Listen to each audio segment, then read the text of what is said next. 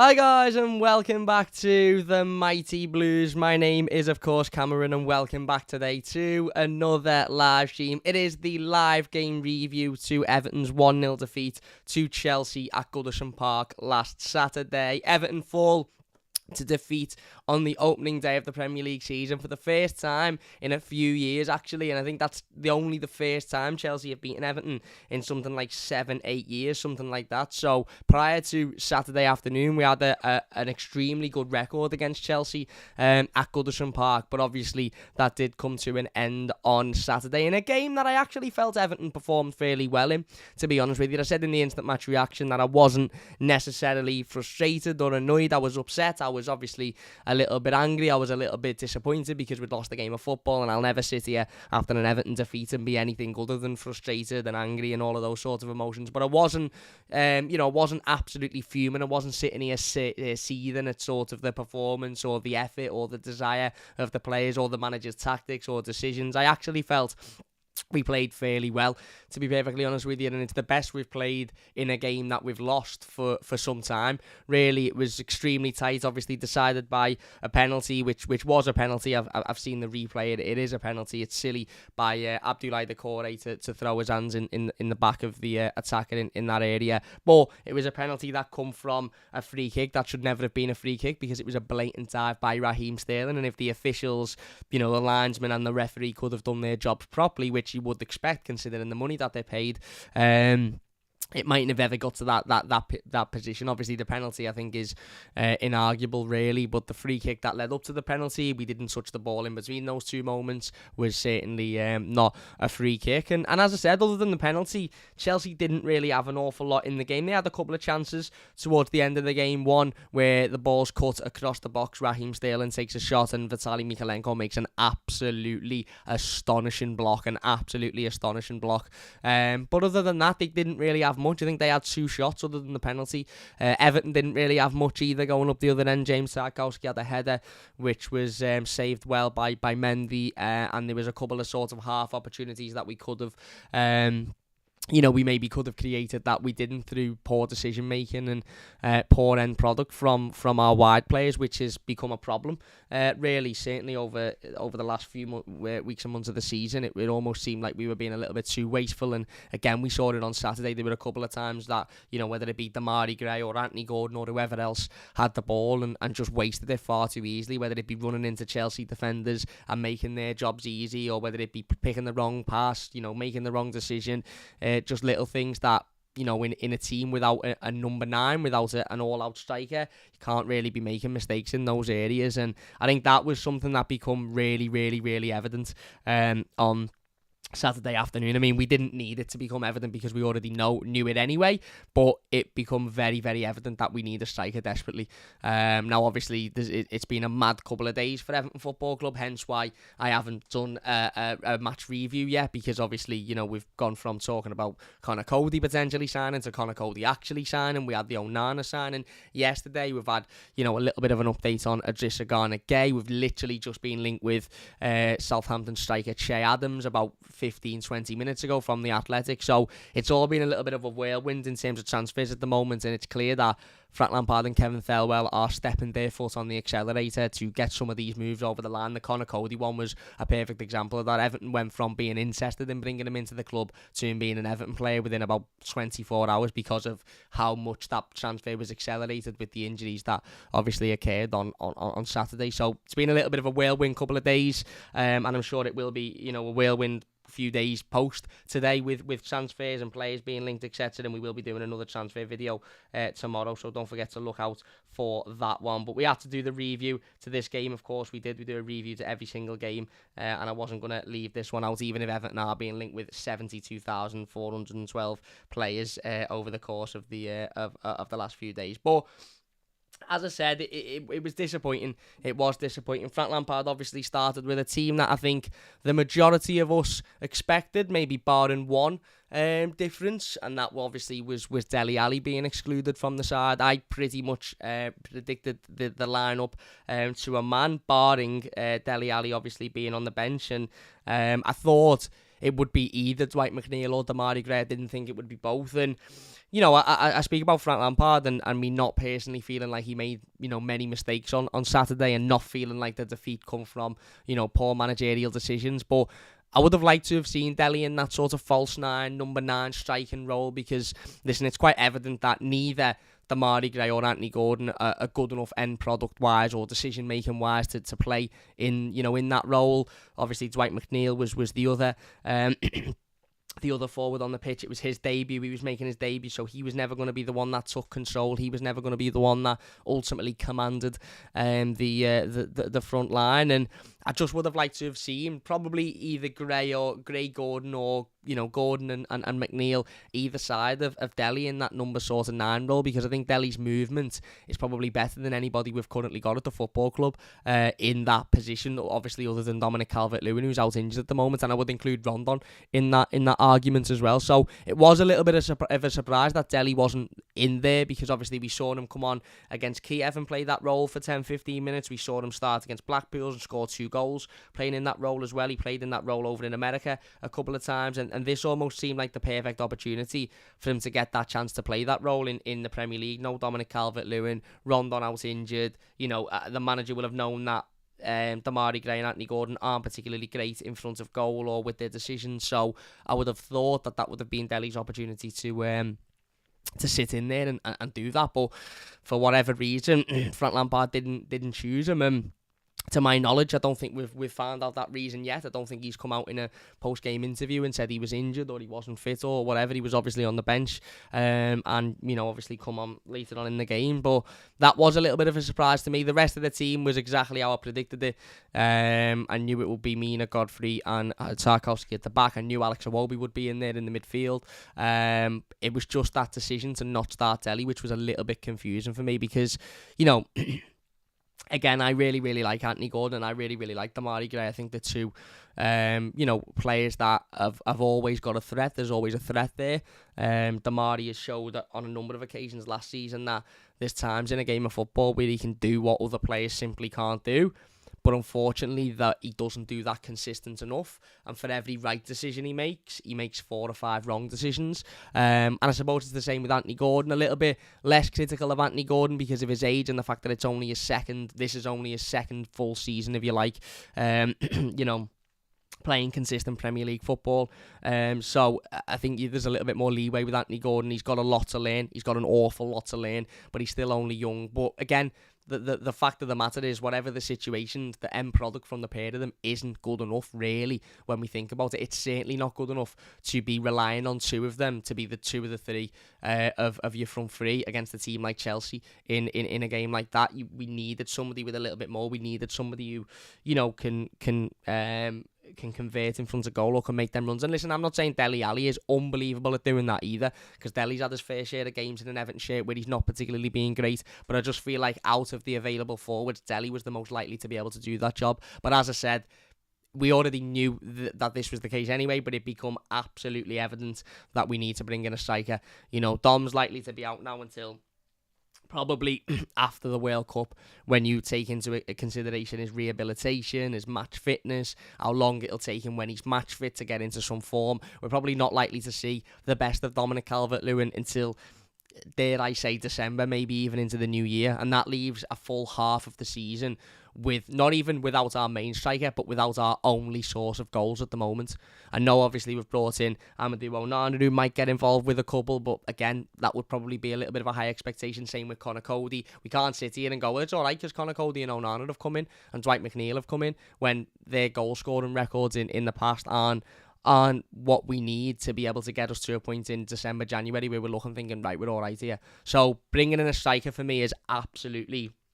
it's unnegotiable over the next couple of weeks or so. I would have liked them to have been in before Saturday, before we play Villa. Whether or not that will be the case, we will wait and see. But it seems like Everton are in that market anyway. We're being linked with a couple of players from France. We're being linked with a striker from the Championship as well, and we're being linked obviously with Che Adams, as I mentioned. So it's definitely clear that the next targets on Kevin Thelwell and Frank Lampard's list is a centre forward, assuming that they're confident the Ghana Gay deal will obviously go through. That hasn't been confirmed at time of recording. But as I said, I was relatively happy with the rest of the team, and I wasn't unhappy with the fact that Delhi wasn't starting, because it's not like Delhi's a 25 goal a season centre forward who's absolutely clinical. Delhi would have been an unnatural player playing in an unnatural role. I just feel like he was more suited than the other three. But maybe Frank saw it a little bit different. Maybe Frank saw something in training from Anthony Gordon or Damari Gray or whoever actually played in the centre of that three, because I can't even remember. I don't think any of them did. Whoever played in maybe he's seen something in training that was the determining factor as to why they all started, and Delhi was left out. But obviously Everton started the game, and again it was sort of how you would expect: Chelsea controlling the ball, Chelsea controlling the possession, Chelsea controlling the flow and the speed of the game, and I don't mind that, because at the end of the day, whether people want to acknowledge it or not, or whether people want to have a go at Chelsea or try and undermine Chelsea or whatever, Chelsea is still one of the best teams in the Premier League, without a shadow of a doubt. I can't believe I'm seeing people saying Chelsea won't finish top 4 this season. I think Chelsea will finish top 4 comfortably. Don't get me wrong, I think Tottenham will finish above them, but I think the top 4 will finish 5-6 points clear of anybody else. I just don't see Arsenal being able to keep up the consistency to get near them, and I think Manchester United, I don't even know why they're in the conversation. I don't even think they'll finish in the top 8, to be honest with you. If they finish in the top 8, I'll be surprised. But we're coming up against one of the best teams in Europe. You know, they were European champions 2 years ago, 18 months ago, and we were facing them without our striker. It's not even like we're saying without our number one striker. If you look at it, we were facing them without our number one striker, who you could say left the club in the summer. Our number 2 striker, who is now our number 1, who was out obviously with an injury, and our number 3 striker, who's now our number 2, who was out with a suspension. So we literally had no striker on the pitch against one of the best defences in the country, and potentially even in Europe, and a really, really strong team as well. It was interesting to see the 5 at the back formation, of course, being used, or 3 at the back, whatever you want to call it, with Tarkowski, Mina and Godfrey in there. And obviously Mikalenko and Nathan Patterson making his Premier League debut. And I actually thought we managed the game really, really well. I did. I thought the first 10 or 15 minutes, okay, they were having the ball and they were sort of looking like they were in control and they were going to control the possession, but that was fine. I think if you'd have said to any Evertonian before the game, would you take a point today? I think most Evertonians have said, yeah, you know what, first game of the season, we haven't got a striker, let's get in there, get a point, and then we'll readdress coming out. And then, you know, Everton luck strikes again, doesn't it? I mean, I still cannot believe that there are certain fans of certain other fan bases that seem to not understand that Everton are the unluckiest team in the world when it comes to injuries. And I remember having this argument with a couple of fans of the other lot, when they had their season where they had about 3 centre-backs out injured and you never heard the end of it. It was on the back page of the newspaper every week. But I remember having conversations where they'd be, no one's more unlucky than us, or no one. And that was in the same season that Everton were the only team in the Premier League to have had every single senior player out injured at some point. We were 12 minutes into a Premier League season, 12 minutes into a Premier League season, and we lost one of our best centre-backs to an injury that is going to keep him out for 3-4 months. A fracture on his leg. We'd already lost our striker before the ball had even been kicked. So 12 minutes into a Premier League season, we've lost our only goal scorer and our striker for however many months. And we've lost one of our top 3 at the time defenders. And, you know, the youngest prospect who was going to learn a lot this season from Tarkowski and Yerry Mina. And, well, now Tarkowski and Conor Cody. He would have been the 3rd defender in there. We've lost him for 3-4 months. So I don't want to hear this nonsense about, but, you know, other teams have bad injury luck as well. Name me another team that starts the Premier League season as significantly weakened as Everton have now. Now, obviously, we've gone out and we've brought Conor Cody in, which is obviously a benefit. And I think Conor Cody's a wonderful, wonderful signing. But the injury comes to Ben Godfrey, and it was a bit of a mad situation, really, wasn't it? It was a bit of a mad game of football, to be honest with you, because there wasn't very much in it. I don't think Everton played particularly bad. I don't think Chelsea played particularly bad, but it wasn't a great game of football, which was a bit mad. But yeah, it was a bit of a, as I said, a bit of an up the, you know, just a mad situation. Ben Godfrey initially plays a poor back pass to Jordan Pickford. Jordan, for some reason, scrambles to try and keep the ball in. Now, listen, I'm not going to put too much emphasis on this because it's the first game review of the season and I don't want to sit here and just spend 15-20 minutes having a go at the officials because I know people don't necessarily like that. But the reality of the situation is if the linesman was A, fit enough to do his job, and B, good enough for his job, then this situation wouldn't have happened because the ball was 10-15 yards over the line when Jordan Pickford slid to keep it in. Now, don't get me wrong, I will say I don't know why Jordan Pickford sliding to keep it in when it's clearly already over the line. I don't know what he thought he was going to get out of that. That was never going to get anything other than a Chelsea corner anyway, because he was never going to be able to keep that in or a throw in a really tight area. So I don't pardon me, I don't really know what was going through Jordan's mind in that moment, and I don't think Jordan had a particularly great game on Saturday. I said it in the player ratings. I thought he was quite poor for his standards, and hopefully that is his, sort of ricket out the way now. But the reality is you've got Premier League officials there. This is meant to be the best league in the world. We're meant to believe that these are the top officials. A couple of them are going over to the World Cup and will be paid tens of thousands, maybe even hundreds of thousands of pounds to go and referee at a World Cup, and they can't keep up with the play enough to see a ball has gone over the line. That is literally... in that moment, that is the official's only job. As soon as Ben Godfrey plays that back pass, their only job is to, right, I need to get on level with the line here to see if this ball goes out, and he can't even do that.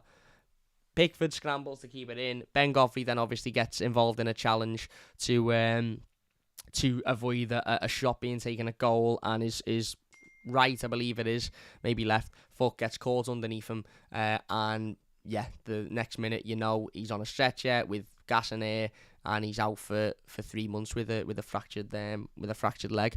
As I said, it was just a bit of a fuck up from everybody, really, wasn't it? It was an initial fuck up from Ben Godfrey with a bad back pass. It was a fuck up from the linesman not being able to do his job, and it was a fuck up from Jordan Pickford trying to scramble to keep a ball in when he could have just let it go out and then had a go at Ben Godfrey, and none of us would have said anything about Jordan because it wouldn't have been his fault at that point. But as I said, 12 minutes into the new season and we're already having to make a change forced through injury. Ben comes off, of course, which, look, we wish him the very best in his recovery. Whether or not we'll see him again before the turn of the new year, I don't know. Obviously, the World Cup break, I'm sure, will do him good in terms of his rehabilitation and being able to have that break with the rest of the team to get back to fitness. And, hopefully he'll be back on Boxing Day. Hopefully, I think that's round about the aim the club are looking at, is to have him back by Boxing Day. But as I said, we'll wait and see on that one, whether that one comes to fruition. We'll wait and see. But Ben goes off, Mason Holgate comes on, and I actually think Mason done well, to be honest with you. I actually think Mason done well. I've been a massive critic of Mason Holgate over the years, as you all know I have. If you've watched this channel for more than about 3 weeks, you'll know I've been very critical of Mason Holgate. I sat here and criticised him about a week ago for his back pass in the game against Kiev, which was woeful. We're in a situation now Ben Godfrey's gone out injured, obviously. Later on in the game, Yerry Mina went off injured.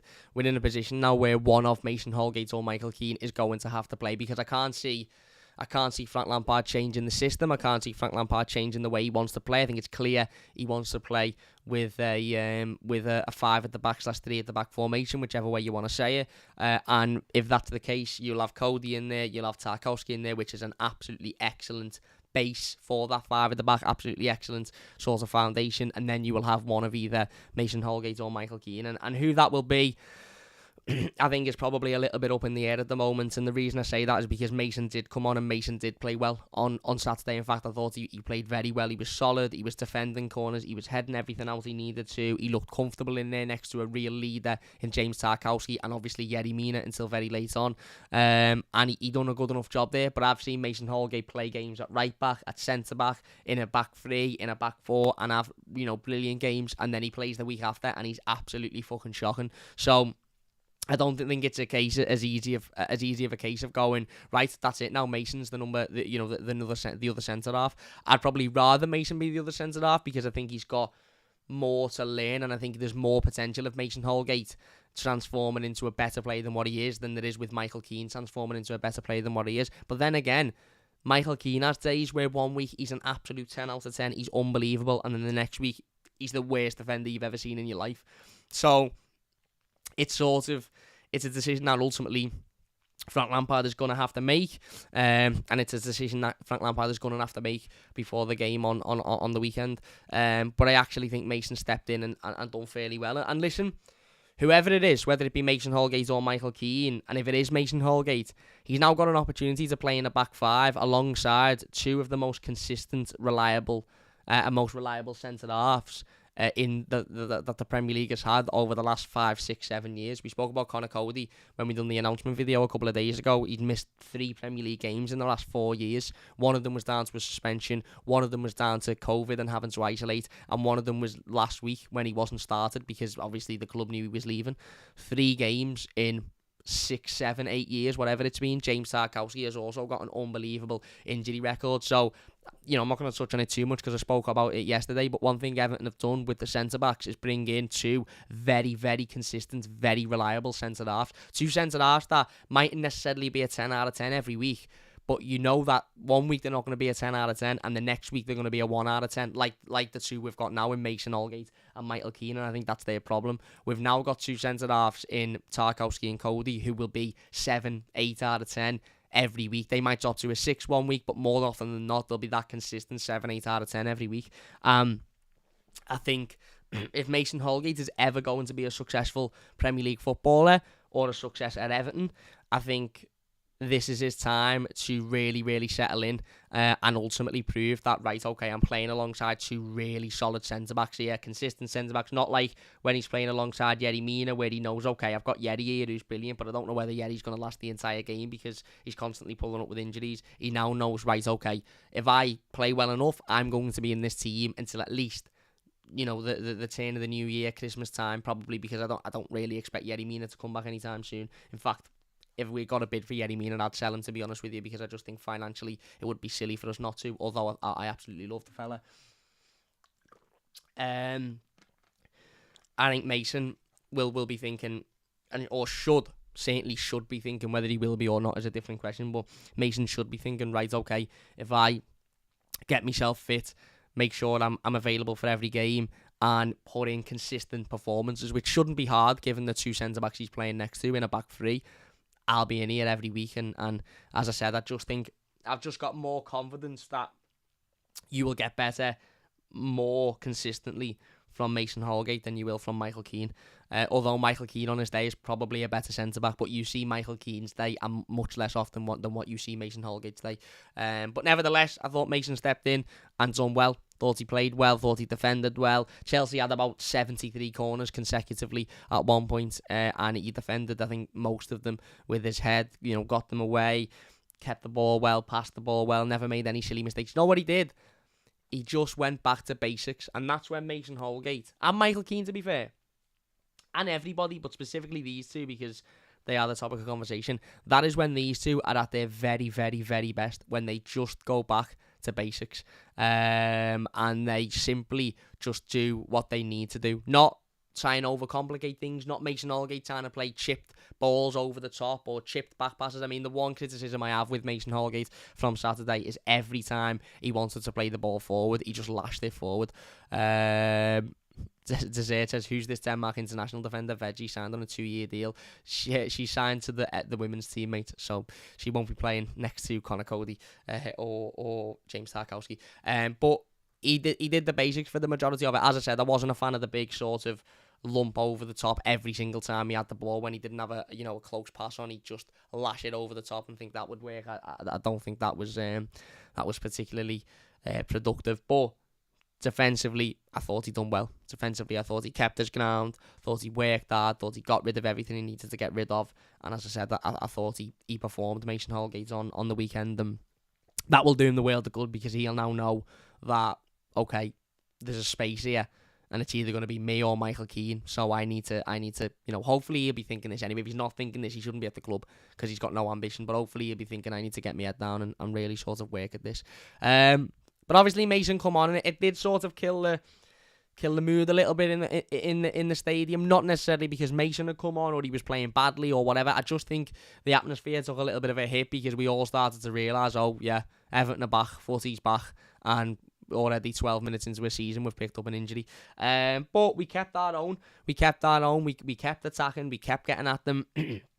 We kept trying to get forward. Okay, they were having much more of the ball and they were playing the ball around, but they couldn't break us down. They couldn't get in behind us. They couldn't, they couldn't really really trouble us. They had one moment where Raheem Sterling scored, but he was, offside and was offside by quite some distance. And I don't necessarily mind that. I've seen some people having a go at that. Oh, yeah, but they got in behind and scored. I do think it was bad goalkeeping by Jordan Pickford. Again, I think Jordan had a bit of a stinker, to be honest with you, the other day.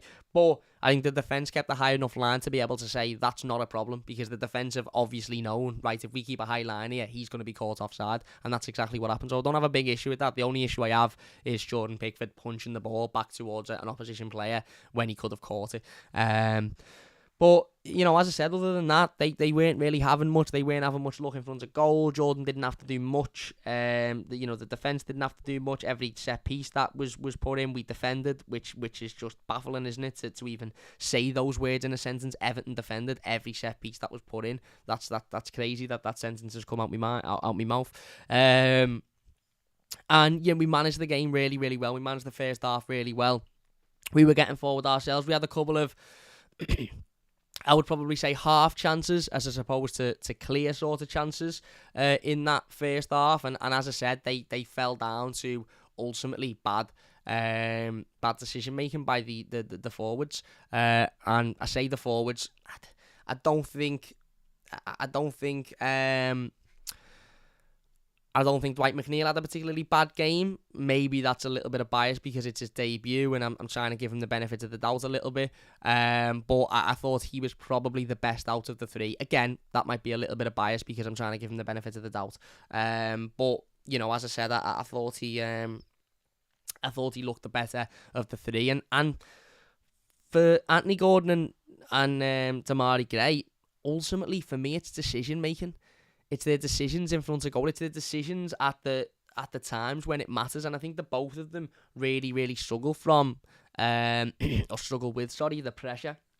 The pressure of having to make that right decision in that right moment. Because there was a couple of times for each of them where they had the ball in good areas and they just made the wrong decision. And it wasn't even, can you tell, I'm absolutely sweltering, by the way. It is about 87,012 degrees outside. So I'm profusely sweating, so I apologise. But they just made the wrong decision every single time, and unfortunately, listen, I love Anthony Gordon. I think he's great. I think he works hard. There's a clip that's going around of him from Saturday where he absolutely runs his bollocks off to win a ball back for about 5 minutes, and then he ends up getting a tackle in and winning it back. But the reality of the situation is we need more than that. We not, and again, I'm not being too hypercritical of him because he is young and he has got a lot of, time to learn and he's got a lot of years to develop and years to learn all of this. But, doing that, running around, winning the ball back is great. It's absolutely great. But we can't fall into this imaginary belief that that's enough, because it's not enough. That's the bare minimum. What we've become accustomed to as Evertonians over the years is players not doing that. But that's not because that's something that shouldn't be expected. That's just because our players have not give a fuck for the last however many years. So when Anthony Gordon broke into the team last season and he was running around and he was working hard and he was battling and he was putting tackles in and he was winning the ball back, we were all over it because he was doing it. And fair play to him, he was the only one at the time that was doing it. And he lifted the rest of the team, he lifted the rest of the squad, and he built this connection with the fans. And I love Anthony Gordon for that. And I'm not dissing him or having a go at him or saying that he's not good enough. But what I'm saying is that should be the bare minimum. For a forward player, he needs to create more. He needs to be better with his final ball. He needs to be better with his decision making. He needs to be involved more with scoring goals, assisting goals. I just think we need more out of him. And it's not a criticism because, as I said, he is young and he's still got a lot of room to improve, a lot of time to improve. And I'm sure he will improve over the course of the next couple of months. I just think there was a couple of times at the weekend where he just didn't make the right decision at the right time. And in games like that, when you've got no striker on the pitch, you've got no natural goal scorer, you're playing against a team like Chelsea, it was always going to be decided by one or two, by one goal. And we could have got that one goal in the first half before their penalty if we'd have made, if a couple of different decisions had been made. Demarai Gray was exactly the same. Demarai Gray, I think, is a little bit more frustrating because he's significantly older than Anthony Gordon. He's got a lot more experience than Anthony Gordon, and I don't think he does as much work as Anthony Gordon, if I'm being honest with you. I'm not saying he doesn't work hard, because he does work hard. I think they all work hard. Now, under Frank Lampard in this new regime, towards the end of the season, I thought Alex Iwobi was fantastic. Absolutely fantastic. Again, on the weekend, playing centre mid. Now, what I said in the preview, funnily enough, I'm not a massive fan of him playing centre mid because I don't think he done a great job against Kiev. Thought he was brilliant on the weekend. Everton's man of the match by a country mile. Ran round, worked hard. And I know I've just said that's the bare minimum, but for a centre midfielder, that's that sort of role, isn't it? For a forward, that's not the role. The role for a forward, for Anthony Gordon, for Demarai Gray, for Dwight McNeil, is to create chances, is to score, is to make the right decisions at the right times, is to put the ball in the back of the net, is to do all of that. For the midfielder, in the role Alex Iwobi was playing, his role, his job was to get about the pitch, break the play up, run round, get it, give it, go, move, and he done that perfectly for me on Saturday. But as I said, Demarai Gray, I think you can be a little bit more critical of than Anthony Gordon, because I don't think he gives as much work rate wise, and as well as that, I think we had the best opportunity of the game through Demarai Gray, and that was that chance where he's running effectively one-on-one with the defender. He's got all the space in the world on the defender's left-hand side, and instead of running I think it was Thiago Silva, who was absolutely phenomenal, by the way, and is an absolutely phenomenal centre-half. We know this. We don't have to say this. He's been one of the best in world football for however many years. But you know, Demarai Gray had the opportunity to run him down that left-hand side and give him something to think about and give him a little bit of a problem and give him something to think, oh shit, I've got to twist my body here. And instead of doing that, which I'm not saying would have caused the goal, but it would have certainly got us in the box. He could have then had the shot. He maybe could have played it to Gordon then when he was had a little bit more space. Maybe could have caused the shot that caused the corner, that caused the goal, etc. But instead of doing that, 25 yards from the box, he tries to flick the ball in towards Anthony Gordon, which is just an absolute nonsense decision. And I remember sitting there to my dad and saying, I really don't know why he's made that decision other than not being able to be arsed. There's only two explanations as to why he made that decision. One would be didn't want to be bothered to run into the box. The other would be the pressure of the situation. He's panicked and he's gone, shit, I'm going to make this decision. Because it's just, again, there's wrong decision making, there's poor decision making, and then there's just, it was blatantly obvious what he should have done in that situation, and he didn't. He went with, he tried to squeeze a ball in a minuscule gap between 3 or 4 Chelsea defenders to Anthony Gordon, and they just defended it comfortably when he could have ran the outside of the defender that was in front of him and caused him an issue and got into the box and maybe caused us an opportunity. But that was probably the biggest chance that we had, certainly in that first half and probably throughout the game as well. James Tarkowski had a header as well, which was saved well by Mendy. But other than that, we didn't really have much. And then you're sitting there thinking, right, okay, we can get to the end of the half here, get in the end of the half, 0-0, decent half, come out, defend again, and if you can nick one on the break, brilliant. If you can't, you take a 1-1, you take a 0-0 draw, because at this point Chelsea weren't given an awful lot whatsoever. And then just before half time, they're obviously getting forward again. They're still in control of the ball, which is to be expected. They're still in control of the pace of the game, which is to be expected. My computer sounds like it's going to blow up, by the way. It's absolutely boiling. They run up the other end, run into the box, and Abdoulaye Doucouré gets his feet caught underneath him, puts his arms out, which is always a mistake to make in that situation. And I can't remember who it was, but I think it might have been Sterling, but the Chelsea player throws himself on the floor. Yerry Mina then tries to tackle him when he's on the floor, but the referee points straight to the penalty spot, and there was no way that was ever getting overturned. Even when I seen it at first and I wasn't quite sure whether it was a penalty, you just knew it's not getting overturned. The referees were abysmal, by the way, absolutely abysmal at the weekend. That decision to give them a free kick when Raheem, and I've seen a couple of people on Twitter saying, oh, Raheem Sterling fell over, he falls, he slipped. He doesn't slip at all. That's a load of fucking bollocks. He throws himself on the floor. He actively dives. It's not a slip. There's a difference between a slip and a player throwing himself on the floor to manipulate the referee.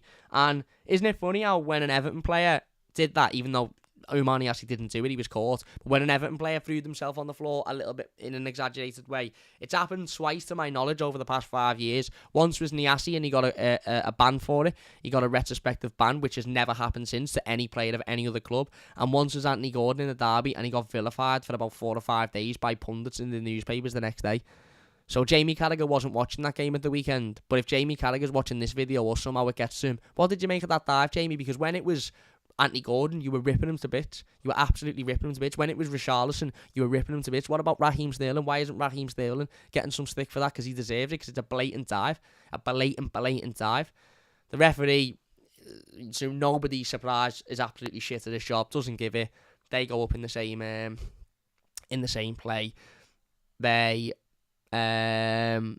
they get the penalty, which is a penalty. Jorginho steps up, changes his style, changes his way of taking penalties, which he openly admitted. I think he said, I can't go with the same penalty because he saved it last time, obviously referring to the Euros final. Changes his way of doing it, puts it in the back of the net, and Everton 1-0 down. And from that point, I think you sort of realised, okay, this is going to be difficult now, because we're going to have to come out a little bit more. We're going to have to attack a little bit more. And don't get me wrong, I don't think we were sitting back before the penalty.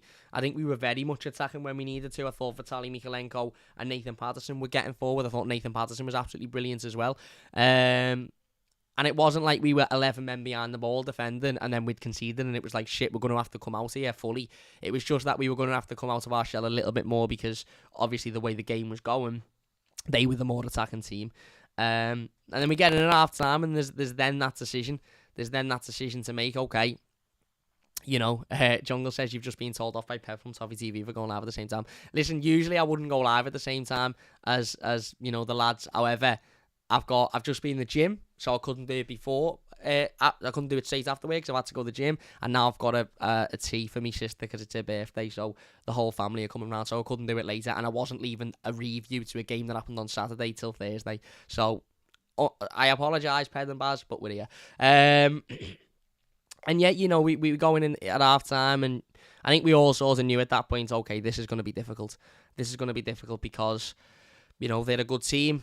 They're, a good defensive unit. They had Koulibaly on, of course, Thiago Silva, who's absolutely fantastic. They've got a decent midfield, and add all of that to the fact that we've got no goal scorers on the pitch. We had nobody that was creating. We had nobody that was really giving much. We brought Dele on in the second half. Again, nothing really changed, and that was the sort of story of that second half. Really, it just petered out again, very similar to the first half. They had one or two half chances, as I said before. Vitaly Mykolenko makes an unbelievable block to deny them of one. And we didn't really have much. I think Dele, when he come on, had a chance where it come to him, got cut across the box into him, and he just couldn't sort his feet out to get a shot away. But other than that, there wasn't really much in the second half. There's not really much here to sit and talk about other than another injury. Surprise, surprise. First game of the season. Everton's two centre-halves have gone out injured. Yerry Mina pulls up this time. And, yeah. Look, I love Yerry Mina. If you've watched this channel for a while, you'll know I love Yerry Mina. I think he's brilliant. I think his personality... I think his persona is infectious amongst the squad. I think everybody loves Yerry Mina in that team. I don't think you'll find anybody at Everton Football Club, player or coaching staff or whoever, who doesn't like Yerry Mina. But the reality is, for the money he's getting paid, and given he's on the last year of his deal, I don't think it's feasible to keep Yerry Mina at this point. If ultimately, if a bid comes in, then and I don't think a bid will come in now because he's out injured and he's probably going to be out injured for quite some time. And I think teams will jump on that and say, well, okay, we're not going to give you anywhere near as much as you want because he's not available to play. But if a bid was to come in at this moment, I think Everton would have to sell him. Because I think giving Yerry Mina a new contract at this point would just be manic decision making. And judging by the decisions that Frank Lampard and Kevin Thelwell have made already this summer, which have been good, I don't think they'd make that decision, to be honest with you. Yerry goes off. I think Ruben Vinagre comes on and Vitaly Mykolenko moves to left centre-back. And then from that point on, you sort of knew we're not going to get anything out of this game. We've had two injuries to our main two defenders. We've got, two of our main defenders. We've got no striker up front. We've got a left-back playing centre-back. We've got a left wing-back making his debut. We're not getting anything out of this game. And then the game just sort of petered out at that point. It ended, obviously, 1-0, and it was disappointing, but I thought the performance in itself wasn't too bad, given the circumstances. I thought we made a relatively good account of ourselves. As I said, I thought Alex Iwobi was fantastic. I thought Abdoulaye Doucouré played well, as well, considering, okay, he gave away the penalty, which wasn't great. But other than that, I thought he played well. I thought Vitaly Mykolenko and Nathan Patterson were absolutely fantastic. I thought James Tarkowski was absolutely fantastic. I thought Mason Holgate, when he come on, done really well. I think the front three were poor, if I'm being honest. They were toothless. They had nothing in there. And I thought Jordan Pickford had a bit of a shocker. But other than that, I thought the way we played, the style in which we played, the system, the way in which Frank Lampard attacked the game, I was happy with it. It was just a case of we didn't have enough, and they won a game on a penalty that on another day isn't given, because on another day a referee sees the free kick in the first place. But yeah, nothing to be too disheartened about. Obviously, we play Aston Villa on Saturday. I am massively expecting a win against Aston Villa. I think they're absolute dog shit, and that might come back to bite me on the arse. And if they beat us on the weekend, it doesn't change my opinion on them. I think Steven Gerrard is a woeful manager, absolutely woeful manager, and I just don't think they're very good, to be honest with you. I really don't think they're any good. And I know it's away from home, and I know we've obviously struggled notoriously away from home, but I just expect Everton to go out and get 3 points. I really, really do. Whether we do or not, we'll wait and see. But I think there is plenty of positives to take from that performance at the weekend. And we've ultimately got to take them and move forward. And it was the first game of the season. Nothing to be too disheartened about. Obviously, we've now got Connor Cody in. We've now got Onana in, who I'm sure both will feature in some capacity at the weekend. And who knows, we might even have a striker in by this point as well. So, yeah, nothing too disheartening, I don't think, but certainly disappointing, of course. Gamba says, don't know anyone that is an outstanding striker forward willing to score. Well, I mean, how many people knew Amadou Onana before he was linked with Everton, or knew of him, or had watched him? Some people might say they did. Other people will admit they didn't. So there's players out there. There's definitely players out there. Joey says Gerrard to get sacked first. Yeah, I'm going for Gerrard to be the first manager sacked, to be honest with you. I thought Zelly would have started, says Kazori. Yeah, me too. Spoke about that before. Our backline will get smashed, says Whammy. Against who?